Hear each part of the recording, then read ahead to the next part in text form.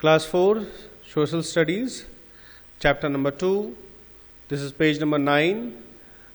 In the last video class, I have explained up to this topic. Now today we are going to start from literary sources. Literary sources are the written texts from the past. तो जो लिखित हैं, लिखित जो सामान या चीज़ें हमको मिली हुई हैं हमारे अतीत से, उनको लिटरेरी सोर्सेज बोला जाता है. People in ancient times wrote on the bark of trees, palm leaves, wooden tablets and later on paper too. तो बहुत पहले इंसान लोग bark of trees यानी पेड़ों का जो छिलका होता है उसके ऊपर लिखते थे.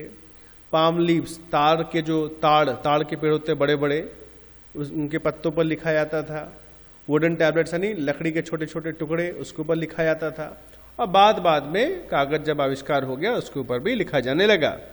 These written texts also give us information about the way of life in the past. तो इन लिखित सामग्रियों से हमको पुराने जमाने में या पहले के अतीत में जो लोग कैसे रहन सहन उनका रहता था, जीवन कैसा होता था, उनके बारे में जानकारियां मिलती है. Literary sources can be broadly divided into 3 categories. तो इनको 3 भाग में भाग किया गया है. Religious writings, biographies and autobiographies and accounts of foreign travellers. तो फर्स्ट आ गया हमारा रिलीजियस राइटिंग्स यानी धार्मिक लेखन, जो धर्म के ऊपर या धार्मिक लोग लिखते थे. Religious text form a major source of ancient Indian history. तो ये बहुत एक मेजर सोर्स यानी बहुत मुख्य सोर्स यानी जहां से हमको जानकारी मिलता है इतिहास का, इसमें से मेन जानकारी हमको मिलता है. Hindu religious text like the Vedas, the Upanishad, the Ramayana, the Mahabharata and Buddhist text like the Tripitakas. Tripitakas क्या है? त्रिपिटकास तोड़ के पढ़ना, TRI 3 PIP TAKS कास. Tripitakas are some of the ancient Indian religious text. तो ये कुछ बहुत पुराने जो लिखित चीजें हैं या किताबें वगैरह हैं उनके नाम दिए हुए हैं.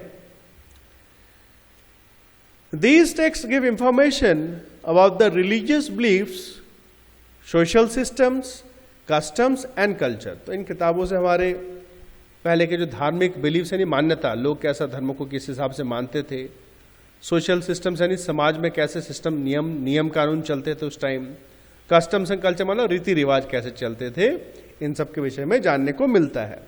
फॉर एग्जाम्पल जैसे कि epics like the Ramayana and the Mahabharata highlight the traditional values and customs followed in ancient India. तो कुछ एपिक्स यानी जो ग्रंथ जिनको बोला जाता है जैसे रामायण या महाभारत, इनमें मेन क्या हाईलाइट यानी दिखाया जाता है? Values and customs followed in ancient India. क्या रीति रिवाज, क्या नियम कानून पहले पुराने भारत में फॉलो किए जाते थे, माने जाते थे, ये काफी कुछ यहाँ पर बताया गया इनमें. Next, biographies and autobiographies. In medieval times, especially, many kings started to write their life stories or got them written. Medieval times यानी इतिहास के बीच के समय में बहुत सारे राजाओं ने अपने जीवन की स्टोरी लिखी या तो दूसरों से लिखवाई. A biography is the story written about a person by someone else. तो बायोग्राफी किसको बोलते हैं? किसी एक इंसान की कहानी किसी दूसरे द्वारा लिखी गई है. जैसे मेरी कहानी मेरे जीवन के बारे में किसी और ने लिखा. Whereas an autobiography is the writing of the experiences of the writer herself or himself. और अगर जो लिखने वाला है वो खुद के बारे में लिखता है, अपने जीवन के बारे में, उसको हम बोलते हैं autobiography. The Mughal ruler Babur wrote an autobiography, Baburnama, which is the story of his own life. तो मुगल महाराज थे या शहंशाह थे बाबर, उन्होंने खुद अपने बारे में लिखा था एक किताब में जिसका नाम था Baburnama. Akbarnama is a biography of another Mughal ruler Akbar. एक और मुगल राजा थे जिनका नाम अकबर था, सुना होगा आपने नाम. उन्होंने भी अपनी खुद की कहानी लिखवाई थी दूसरे से जिसका नाम था Akbarnama. It was written by Abul Fazl, a historian in Akbar's court. तो ये अकबरनामा किसने लिखा? अबुल फजल ने, जो कि उन्हीं के दरबार में इतिहासकार थे. Many such important text tell us a great deal about the rulers. तो इस तरह के बहुत सारे ग्रंथ हैं या किताबें वगैरह हैं जिनमें लोगों के बारे में या रूलर्स जो पहले के राजा महाराजा उनके बारे में जान सकते हैं। The people, the kingdoms, the battles they fought, the religions they followed and many other things. तो उनके बारे में कैसे लोग थे, उनके किंगडम्स यानी राज्य के बारे में, युद्ध के बारे में क्या क्या वो लड़ाई लड़े थे और क्या धर्म वगैरह वो लोग फॉलो करते थे, इनके बारे में जान सकते हैं हम, जानने को मिलता है इन किताबों से। Next, accounts of foreign travellers. तो कई विदेशी लोग हमारे देश में घूमने आते थे, घूम घूम के समझते थे देश को, क्या कैसा चल रहा है देखते थे। In ancient times foreign travellers came to India and wrote about their experiences. The travel diaries of the Chinese travellers Fa Hien and Hiuen Tsang are rich sources of information for historians. तो जो बाहर से जो आते थे देश में, वो अपने एक्सपीरियंस यानी क्या क्या देखते सुनते थे उनके बारे में लिखते थे अपने किताबों में। तो ऐसे ही चाइनीज ट्रैवलर थे, चाइना से आए थे, फा हियन और ह्यून सैंग, फा हियन एंड ह्यून सैंग, इनके द्वारा लिखी गई किताबें बहुत उसमें जानकारी उसमें मिलता है हमको। Fa Hien wrote in detail about the times of the Gupta's,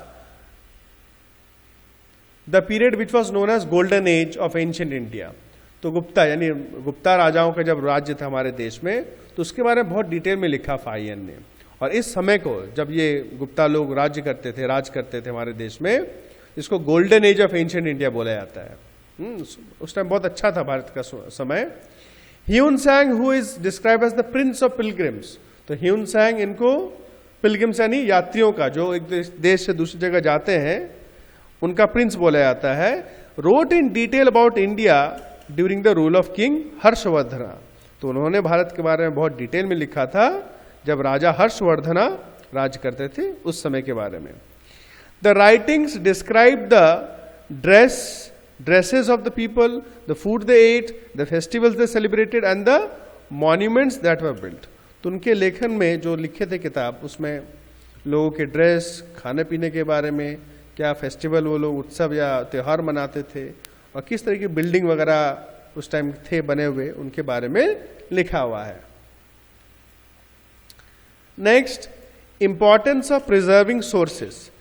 क्यों ये जो सोर्सेस है, जहां जहां से हमको जानकारी मिलता है, इनको बचा के रखना है, अच्छे से रखना है ताकि नष्ट ना हो, क्यों ऐसा करना है?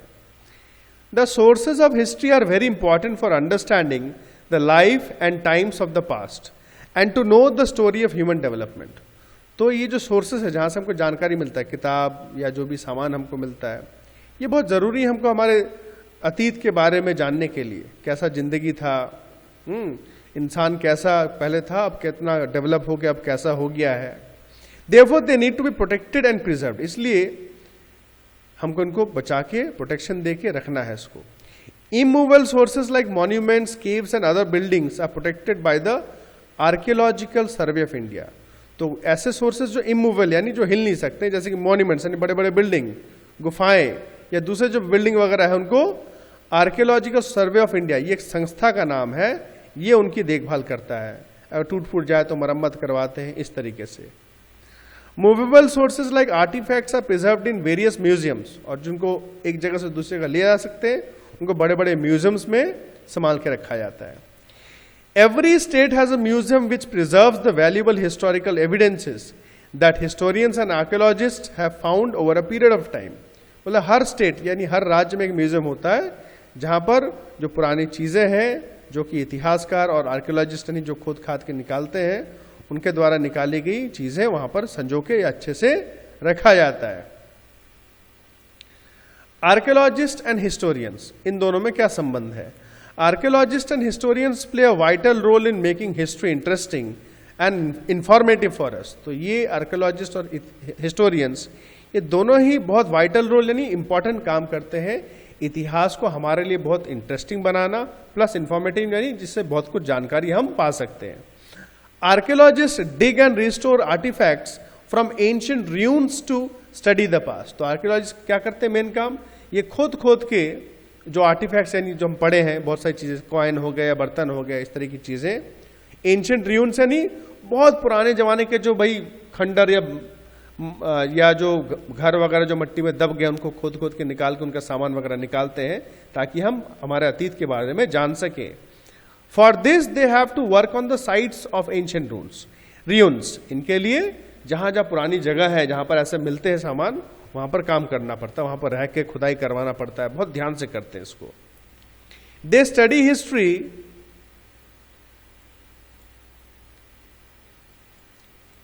through material remains like monuments, ruins of buildings and artifacts like weapons, furniture, pottery, coins and jewelry।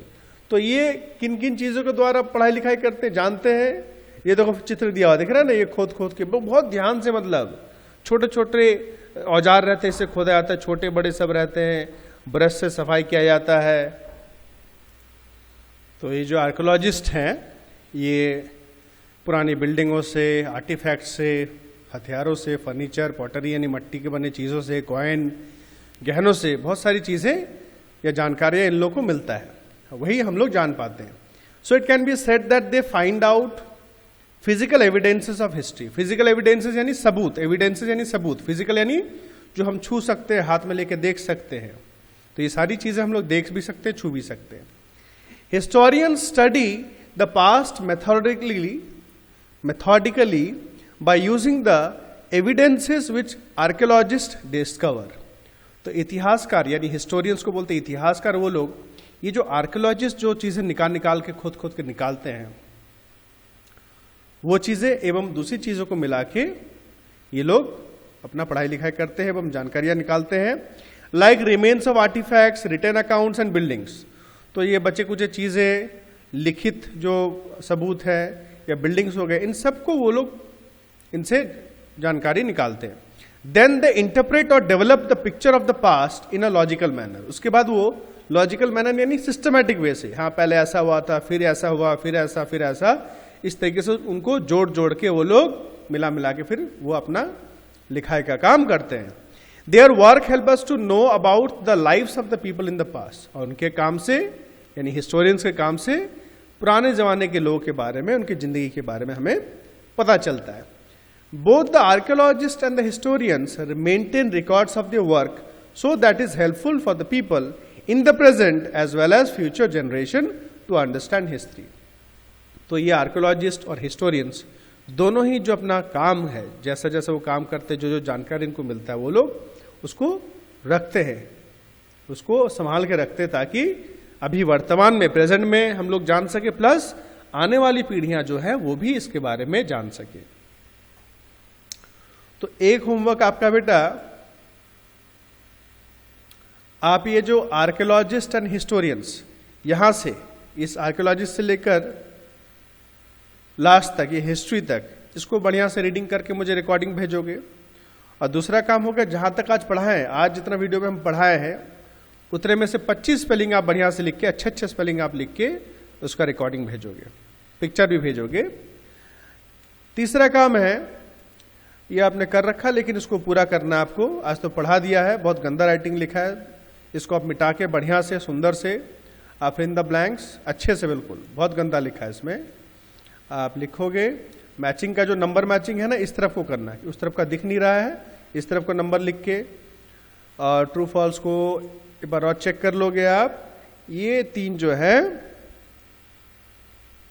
आप करके दिखाना, और क्वेश्चंस मैं अगले क्लास में कराऊंगा।